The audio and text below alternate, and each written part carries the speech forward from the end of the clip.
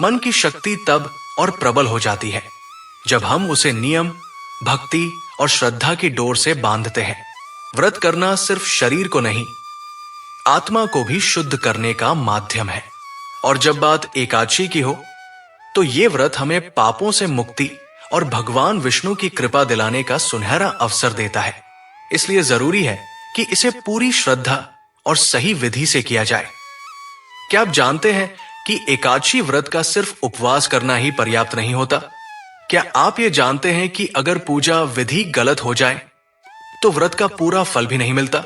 जी हां, कई बार छोटी छोटी गलतियां इस पावन व्रत की शक्ति को कम कर देती है। तो आइए अब जानते हैं कि एकादशी व्रत की संपूर्ण पूजा विधि क्या होती है, जिसे अपनाकर आप पा सकते हैं भगवान विष्णु की संपूर्ण कृपा और जीवन में सुख समृद्धि। चलिए अब बात करते हैं व्रत की पूर्व तैयारी के बारे में।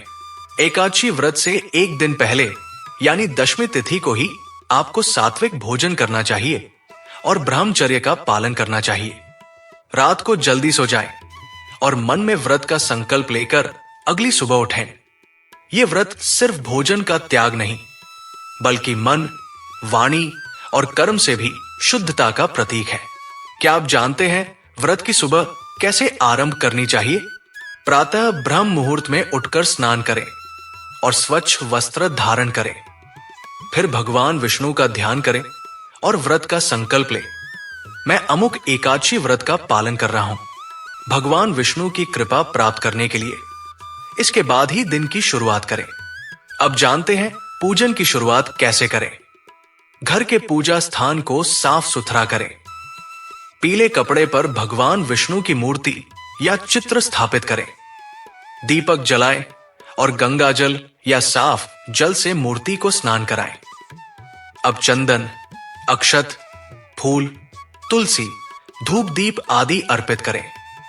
तुलसी दल का प्रयोग पूजा में अवश्य करें, क्योंकि ये विष्णु जी को अत्यंत प्रिय है। भोग में फल, पंजीरी, मखाना और तुलसी दल से युक्त पानी अर्पित करें। क्या आप जानते हैं मंत्रों और कथा का क्या महत्व है? पूजन के समय विष्णु सहस्त्रनाम, विष्णु स्तोत्र या नमो भगवते वासुदेवाय मंत्र का जाप करना अत्यंत फलदायक होता है। इसके साथ ही एकादशी व्रत कथा को श्रद्धा से सुनना चाहिए। इससे व्रत का पुण्य और अधिक बढ़ता है। अब जानते हैं व्रत में क्या खाएं और क्या न खाएं। एकादशी के दिन अन्न, चावल, दाल, मसूर, मांस, मदिरा, प्याज और लहसुन का सेवन बिल्कुल न करें। यदि आप निर्जल व्रत नहीं कर पा रहे हैं तो फलाहार करें, जैसे फल, दूध, मखाना, साबूदाना और सिंघाड़े का आटा। दिन में केवल एक बार फलाहार करना उचित माना गया है। क्या आप जानते हैं शाम की पूजा कैसे करनी चाहिए? शाम को पुनः स्नान करके दीपक जलाएं और भगवान विष्णु की आरती करें। नमो नारायणाय मंत्र का जप करते हुए तुलसी दल अर्पित करें। पूजा के बाद प्रभु से क्षमा प्रार्थना करें यदि व्रत में कोई त्रुटि हो गई हो। अब जानते हैं पारण कैसे और कब करें। व्रत का पारण द्वादशी तिथि में सुबह सूर्योदय के बाद करना चाहिए। सबसे पहले भगवान को भोग लगाएं, फिर ब्राह्मणों या गरीबों को भोजन कराएं और यथासंभव दान दें। उसके बाद ही स्वयं पारण करें। चलिए अब बात करते हैं व्रत के दौरान किन बातों का विशेष ध्यान रखें।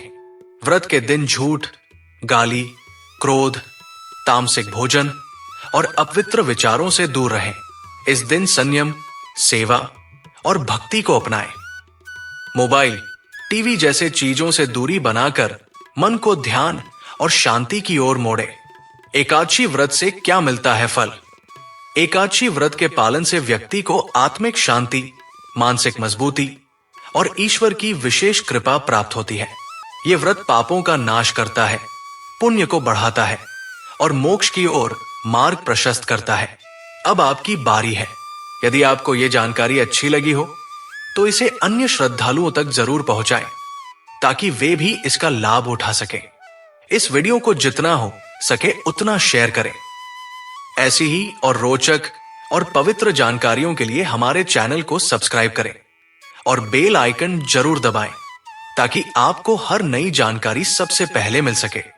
व्रत सिर्फ शरीर का नहीं, आत्मा का अनुशासन होता है।